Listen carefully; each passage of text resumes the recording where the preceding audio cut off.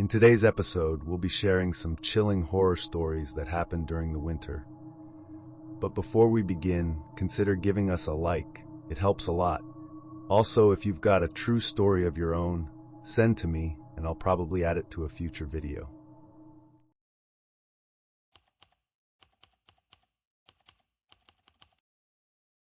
In 2015, I was a 20-year-old student living in a picturesque seaside city in France. It was the kind of place that seemed safe, its cobbled streets and harbor dotted with cafes and cheerful tourists during the day. But as night fell, shadows seemed to lengthen, and an unsettling tension crept into the air. The city wasn't always like this. Just a year ago, it felt like a haven, friendly, vibrant, and secure. But a series of recent incidents had changed everything. First, there was the mysterious drowning of a fellow student in the harbor. No one knew how it had happened, and whispers of foul play circulated among the student community. Then came the brutal assault of another student who had been attacked while cycling home late at night. The news spread like wildfire, leaving us all wary and uneasy. Despite the unease, life went on. Parties, lectures, and late-night gatherings continued, though always with a hint of caution.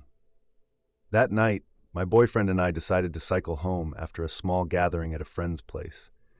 The streets were mostly empty, the distant sound of waves lapping against the harbor providing a deceptively serene backdrop.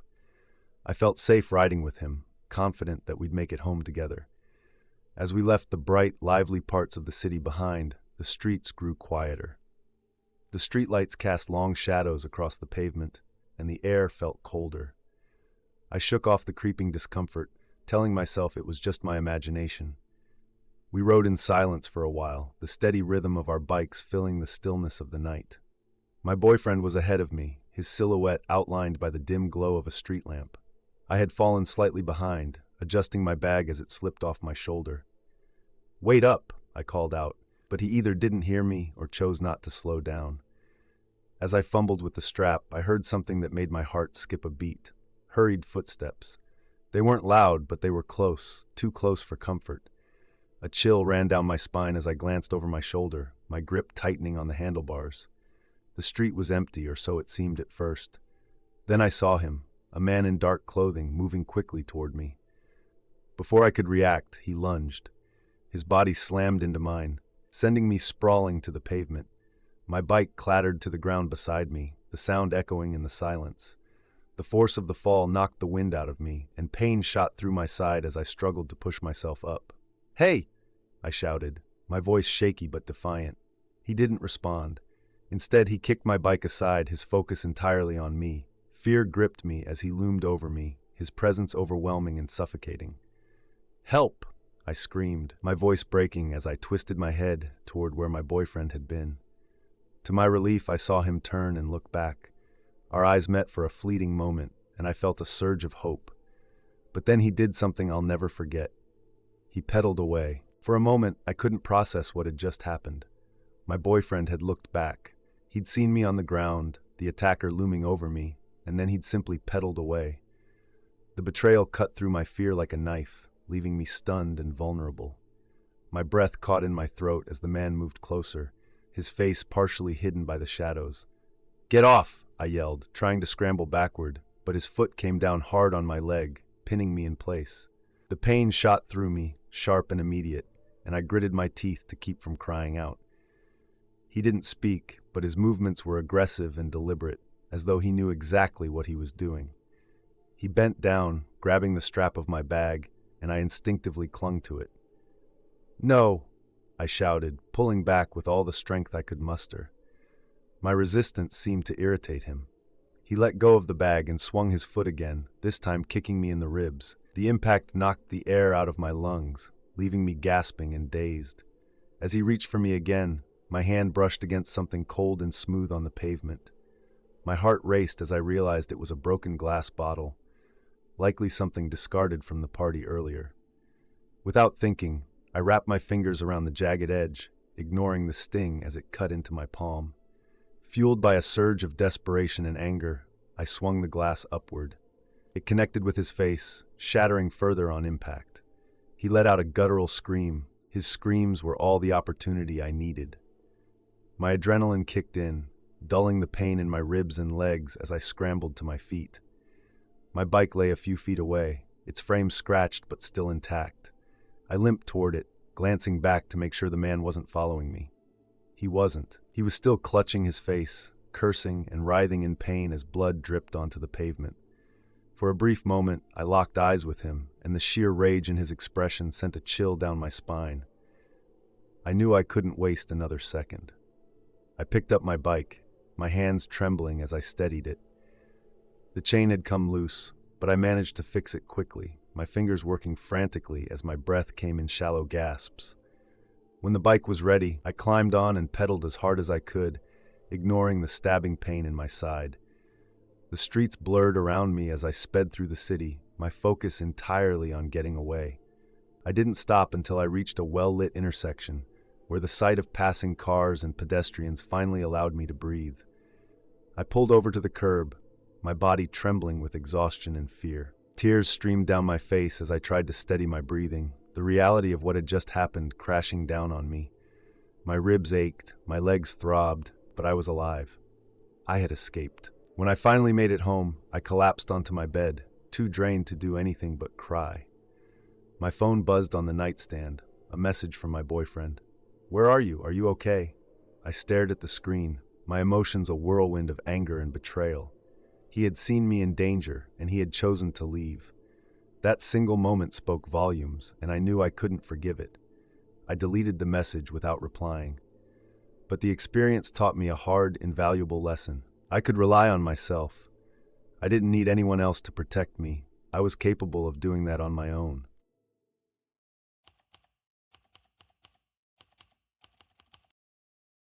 It was the middle of winter last year, one of those long, cold nights where the chill seemed to seep through the walls of our old family home. I was upstairs in my room, nestled under a blanket, half watching a Netflix series while scrolling through my phone. The house was unusually quiet. My parents were downstairs, and I assumed my brother was in his room, as he often was, gaming or watching videos. The faint creaks of the hallway floorboards didn't catch my attention at first. It was an old house, and these sounds were as familiar as the groan of the heater turning on or the occasional clink of the pipes. But as I sat there, I started to notice the creaks were irregular, almost deliberate, like footsteps. I paused the show, tilting my head to listen. The sound stopped. I shrugged it off, telling myself it was nothing. Then, without warning, the intercom in my room crackled to life. The loud, static-filled noise made me jump, sending a spike of adrenaline through my chest. It was an old intercom system, the kind no one really used anymore, except occasionally to call us for dinner. I stared at the speaker, half expecting someone to say something, but the static continued for a few seconds before abruptly cutting off, plunging the room back into silence. I laughed nervously to myself, shaking my head. "Probably my brother," I muttered. It wasn't unlike him to pull pranks like this, but something about the timing felt off. Still, I wasn't about to let him think he'd scared me. I grabbed my phone and headed into the hallway, ready to confront him. The hallway was dimly lit, the glow from my room spilling out onto the wooden floor. As I stepped out, the faint creaking resumed. I peered down the corridor, but it was empty. The door to my brother's room was closed, and no light shone from beneath it. The unease that had been bubbling beneath the surface began to grow, but I pushed it aside. "Very funny," I called out, my voice echoing slightly in the quiet house. There was no response. Determined not to let him off the hook, I moved down the hallway, my socks muffling my footsteps. The door at the end of the hall was slightly ajar, and a faint sliver of light spilled out from inside. My brow furrowed. That door usually stayed closed. It led to a small storage room we rarely used. As I approached, the creaking grew louder, almost as if someone were moving just out of sight. I stopped a few feet away, my heart beginning to pound. "I know you're in there," I said, my voice firmer this time. "You can stop now." The door didn't move. I took a cautious step closer, reaching out to push it open when, without warning, it slammed toward me with a force that knocked me off my feet. The sharp edge of the door caught my shoulder as I fell, and the impact sent pain shooting through my body. I hit the ground hard, the air knocked out of my lungs. Dazed and struggling to make sense of what had just happened, I looked up, and that's when I saw him. A man stood in the doorway, his face obscured by a mask. His mismatched eyes, one an icy blue, the other a piercing green, stared down at me, cold and unfeeling. I froze, my breath hitching as fear took hold. He stepped closer, a glint of steel catching my eye as he raised a knife, pointing it toward me. "Forget I was here," he said, his voice low and steady, each word like a command. For a moment, I was too stunned to move. My heart pounded so violently in my chest that I thought he might hear it. The man stood over me, his mismatched eyes boring into mine with an intensity that sent chills through my entire body. The mask he wore was simple but sinister, a pale, featureless face with hollow eye holes, giving him an inhuman appearance. The knife in his hand gleamed faintly in the dim hallway light.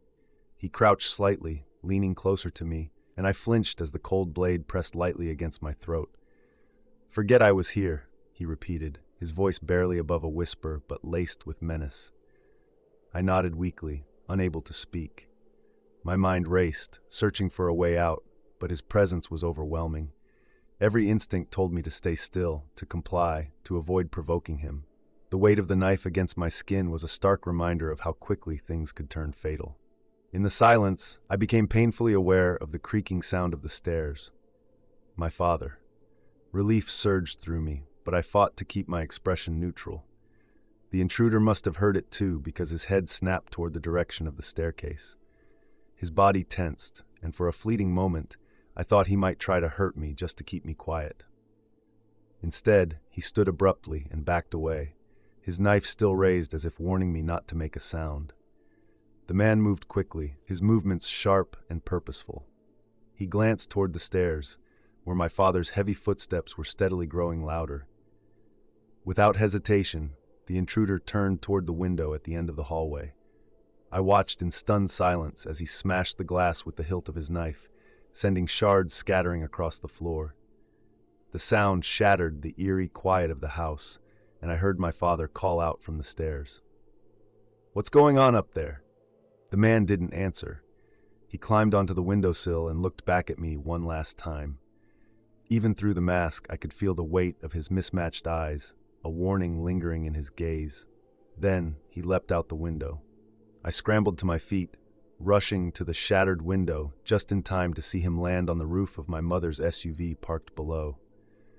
The vehicle rocked under his weight, but he steadied himself and jumped to the ground, disappearing into the shadows of the street. My father reached the top of the stairs moments later, his face a mixture of concern and confusion. "What happened? Are you okay?" he asked, his eyes darting between me and the broken window. I couldn't speak at first, the adrenaline still coursing through me. Finally, I managed to whisper, "There was a man. He was here." The police arrived within 20 minutes, their flashing lights illuminating the front of the house as they began their investigation. I recounted everything to them, the creaking noises, the sudden attack, the man's haunting mismatched eyes, and his chilling words. They searched the area but found no sign of him. Whoever he was, he had vanished into the night. The officers reassured us they would increase patrols in the neighborhood, but their words did little to ease my lingering fear. The image of the masked man was seared into my memory, his voice echoing in my mind. Forget I was here. The next day, my family took immediate action. My father had a security company install cameras and motion-activated lights around the house, and we replaced the broken window with reinforced glass. I started locking my bedroom door at night, something I had never felt the need to do before.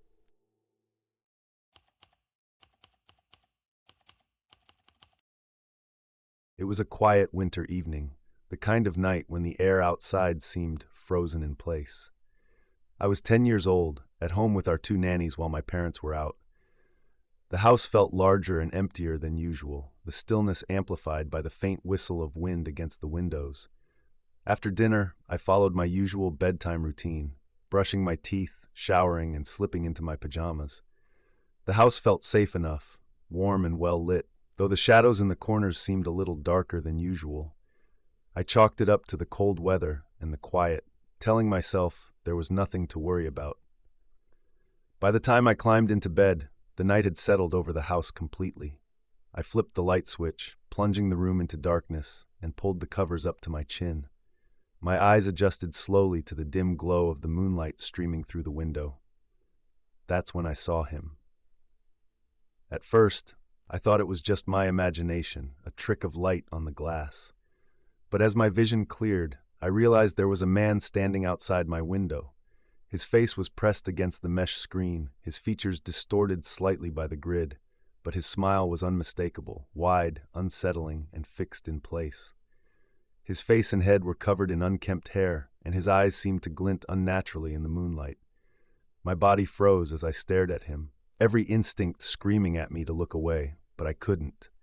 He was completely still, his breath fogging the glass slightly as he stood motionless, his eyes locked on me. I wanted to scream, but the sound caught in my throat. All I could hear was the frantic pounding of my heart. Finally, my paralysis broke, and I bolted out of bed, nearly tripping over the edge of the blanket as I ran for the door. My feet felt like lead, each step taking forever as I raced down the hallway to the nanny's room. I burst in, my breath coming in gasps. "There's a man at my window!" I shouted, my voice trembling with fear. The nannies exchanged skeptical looks. "Are you sure you didn't just have a nightmare?" one of them asked, her tone calm but dismissive. "No, he's there. He was smiling. He's still there," I insisted, tears streaming down my face. After a moment of hesitation, they both got up and followed me back to my room. The hallway felt darker this time, each step amplifying my anxiety. When we reached my bedroom, I hesitated in the doorway, too afraid to look. One of the nannies stepped inside and turned on the light. The window was empty. She moved closer, inspecting the screen, but there was no sign of anyone. No smudges on the glass, no damage to the screen, and no footprints visible in the snow outside. "See? There's nothing here," she said, her voice softening. "You probably just imagined it." I knew what I had seen. The image of that smile was burned into my mind, and no amount of reassurance could shake the lingering fear. Even as the nannies tried to reassure me, their skepticism was obvious. One of them knelt beside me, her voice calm and placating, as if speaking to a child who had just woken from a bad dream. "It's late, and your imagination's just playing tricks on you," she said. "The screen isn't even touched. If someone had been there, we'd see something." The other nanny nodded, pulling back the curtain and pointing outside. "Look, there are no footprints in the snow," she added, her tone factual. No one could have been there without leaving a trace. But I wasn't convinced. The man's face, his unkempt hair, his wide, unsettling smile, was too vivid to have been imagined. My fear wasn't born from shadows or flickering lights. It came from what I knew I had seen. "He was right there," I whispered, glancing toward the window. "I saw him." The nannies exchanged a glance, their doubt plain. "All right, let's check the rest of the house," one of them suggested, probably more to humor me than out of genuine concern. They searched the rooms and double-checked the locks, all the while repeating reassurances. "Everything is fine," they kept saying. "You're safe." When they escorted me back to bed, my legs felt heavy with dread. They tucked me in and turned out the light, but sleep was impossible. Every creak of the house, every whisper of wind against the window felt like a warning. I lay awake for hours, my eyes fixed on the shadowed corner of the room, waiting for the man to return. The next morning, I ran to my parents the moment they came home. I told them everything, my words tumbling over each other as I described the man at the window, his face, his grin, how he didn't move. My parents listened patiently, but their response was far from what I had hoped. My mother frowned thoughtfully while my father dismissed the story almost immediately. "Sweetheart, you were probably just dreaming," he said, his tone kind but definitive. "You're safe. No one can get in." "But I wasn't dreaming," I insisted, my voice rising. "The nannies saw." "They checked, and there was no one there," my mother interrupted, her voice gentle but firm. "The screen wasn't touched, and there were no footprints in the snow. It was just your imagination." Their dismissal stung more than the nanny's disbelief. I wanted them to believe me, to take action, to install locks or an alarm system, something that would make the house feel secure again. But instead, they waved it off as a case of childish overthinking. "We've lived here for years, and nothing like this has ever happened," my father added, patting my shoulder. "You're safe. Just let it go." But I couldn't let it go. Their indifference left me feeling isolated, as if my fear and the man's presence were figments of my own mind. Even so, I couldn't shake the feeling that I had been watched, targeted, and that the house wasn't as safe as they believed.